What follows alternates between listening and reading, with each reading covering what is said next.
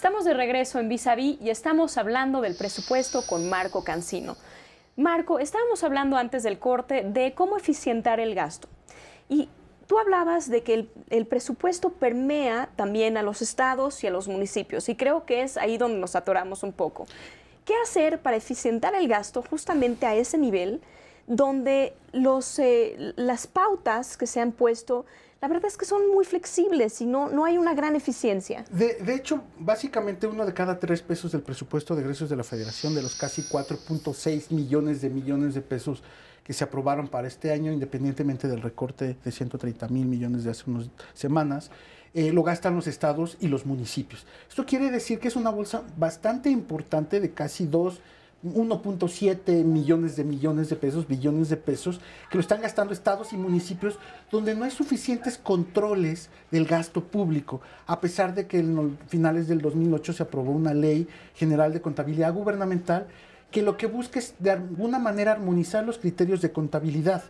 Pero es que el problema era que en un estado un tipo de gasto lo llamaban de una manera y en otro estado el mismo tipo de gasto tenía un nombre completamente distinto. Que se prestaba a muchas. Imagínense cuando 1 de cada 3 pesos que viene de la Federación lo gastan los estados, cuando la Auditoría Superior de la Federación quería fiscalizar ese gasto, era imposible porque le llamaban de distinta manera el gasto público en cada una de las entidades federativas. Entonces, eso se complicaba bastante el tema de la fiscalización.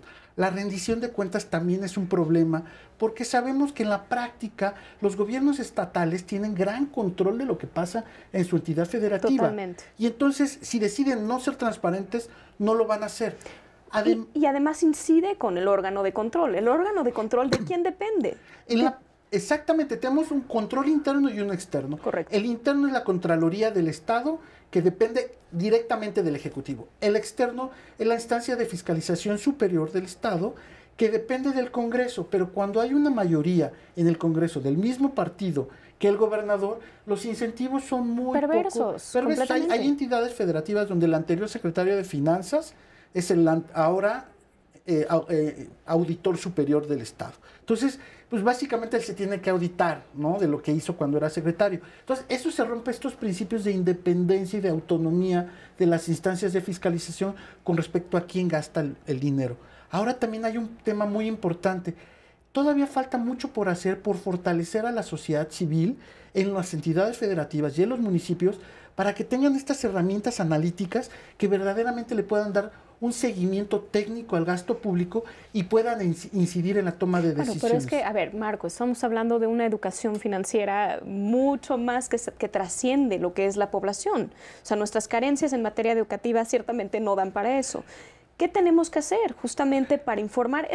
Programas como este tratan de hacer eso, de cierta manera, ¿no? De hecho es tratar justamente, armar estrategias de difusión y de divulgación de contenidos, primero sobre la cultura de la transparencia, sobre la cultura de la rendición de cuentas. Pero hay un elemento muy importante ahí.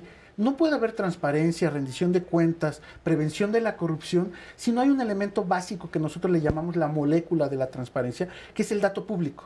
Si a nivel local, la autoridad local no registra su actividad cotidiana, no genera información, no hay nada que transparentar. Es muy complicado porque no hay el dato público. Pero lo vimos público. que no tienen siquiera los incentivos para transparentar. O sea, no tiene esos incentivos. Si todo el mundo se está tapando y es un loop donde todo el mundo tapa información, entonces generar información fidedigna que el público pueda entender es súper complejo. Que pueda entender y que pueda utilizar en la toma de decisiones cotidianas. Es un reto enorme. Y muchos le están apostando al Sistema Nacional Anticorrupción. Y ahí el gran reto es cómo este modelo, que para mí es muy teórico, se puede aterrizar a un nivel tan práctico y tan concreto donde los procesos operativos en la administración pública, sí federal, pero todavía local, tienen niveles de discrecionalidad tan amplios que permiten justamente el conflicto de interés y actos de corrupción.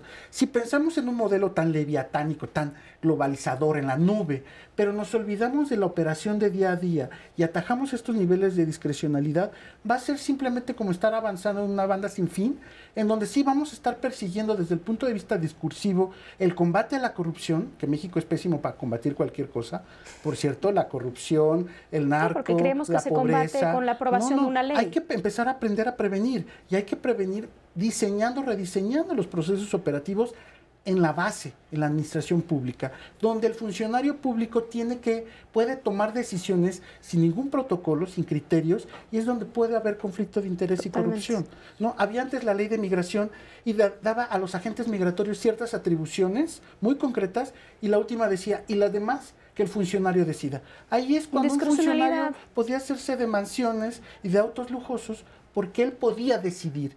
Entonces, en la medida que este sistema nacional no solamente vaya a atajar estos niveles de discrecionalidad, sino también genere o promueva autoridades especializadas, fiscales especializados suficientes para poder tratar temas de corrupción, tanto de la burocracia como de la iniciativa privada, y también... Que muchas veces están mancuernadas. Los conflictos de interés no son en el aire. No. Son justamente con empresas. Exactamente. Y también jueces especializados suficientes que puedan dar certeza jurídica a sanciones muy concretas, no vamos a avanzar en términos de combate y de prevención de la corrupción. Ahora, es muy importante también las sanciones a particulares que incurren en actos de corrupción. Pero no solo eso, también yo voy de acuerdo que tiene que ser a ese nivel, pero también tiene que haber, tiene que acabar con la impunidad de las cabezas grandes.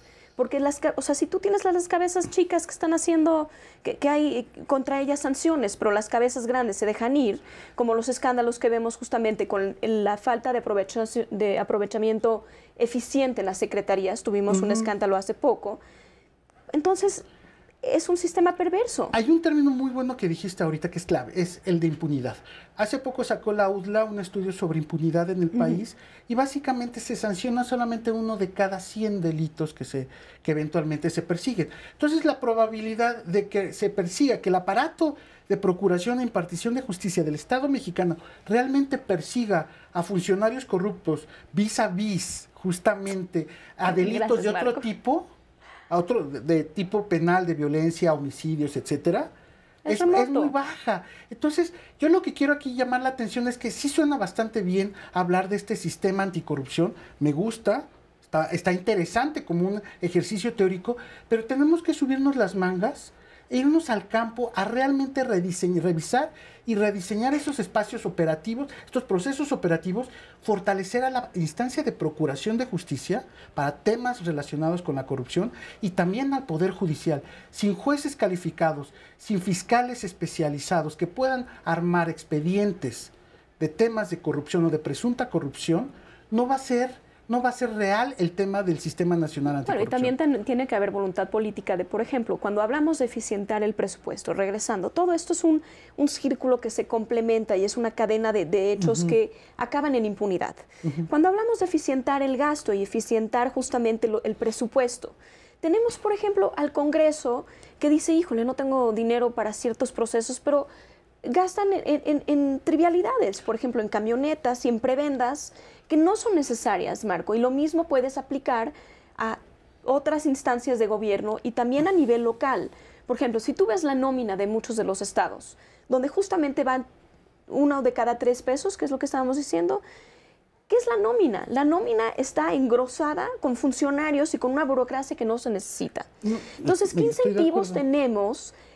Regresando al presupuesto federal, no tenemos verdaderamente un órgano que tenga dientes y que vaya a la par de fiscalizar la eficiencia del gasto. ¿Qué hacer para justamente abordar esa problemática? En el Sistema Nacional que se ha aprobado hay una parte de fortalecimiento de la Auditoría Superior de la Federación. Que no tiene dientes ahora. Se le da un poco más de fortaleza jurídica. Sin embargo, también es importante algo, es que haya consecuencias de las decisiones y de las revisiones que hace la auditoría. Si la auditoría no tiene dientes, pero además las instancias encargadas de procurar justicia y de sancionar faltas graves en materia de manejo de recursos, si no hay consecuencias, entonces no va a pasar nada. No hay esos incentivos reales. La otra es la cuenta pública, sirve para muy poco, en términos, mejorar la calidad del gasto, porque viene 18 meses, 16 meses posterior a que se gastó el dinero. Entonces, realmente esos resultados, esa información, no se integra a la discusión y a la aprobación del presupuesto. Segunda, un mal uso de los recursos en términos estructurales tampoco tiene consecuencias, no se traduce en cambios en la manera de presupuestar, que ya lo estábamos mencionando hace un momento. Entonces, es clave, tenemos que pensar en un sistema, sí, pero también ver lo que existe, hacer lo que funcione. México es un país que está repleto de normas, de leyes, pero muy pocas se siguen. Muy pocas se siguen. Entonces, lo que debemos de aprender es que los ciudadanos, los funcionarios públicos, todos cumplamos la ley. Porque también ha sido muy sencillo por parte de los ciudadanos de responsabilizar de todo al gobierno, a la autoridad. Pero también muy poco hacemos nosotros de no comprar piratería, no pasarnos en alto, manejar adecuadamente, no estar mandando mensajes mientras uno conduce, pagar nuestros impuestos para poder exigir que se gaste bien. Solamente 4 de cada 10 personas trabajan en el sector formal, que somos los que pagamos impuestos. Todos. Entonces, el problema somos todos también, y aquí debemos de entender que si queremos realmente cambiar el país, tenemos que hacer un trabajo en equipo. Las autoridades, por un lado, que sean creíbles las sanciones, que las reglas de juego realmente se sigan, que estén bien aplicables a todos, sean aplicables, pero también los ciudadanos tenemos que hacer nuestro trabajo como empresarios, por un lado, pero también como ciudadanos que día a día debemos de informarnos y tomar decisiones con base en información, datos públicos que sean relevantes para nosotros. ¿Podemos nosotros incidir en eficientar el gasto de las autoridades? Y de ser así, ¿cómo? Porque lo vemos tan distante. ¿Qué hacer el ciudadano de a pie? Uno podría hacer iniciativas como la Ley 3 de 3, que es bastante interesante, impulsada por la sociedad civil, pero la otra también es exigirle a la autoridad en lo local, por lo menos, que gaste mejor. Ese es un punto muy importante. Marco, se nos ha acabado el tema, en un tema siempre muy interesante, se nos acabó el tiempo. Pues mi querido Marco, muchísimas gracias por estar en Vis a Vis y es un placer tenerte. Muchas gracias por la invitación, Marco. Amigos, muchas gracias por acompañarnos en Vis a Vis. Espero que nos acompañen la próxima semana y que la curiosidad nos siga llevando a donde nos tiene que llevar. Buenas noches.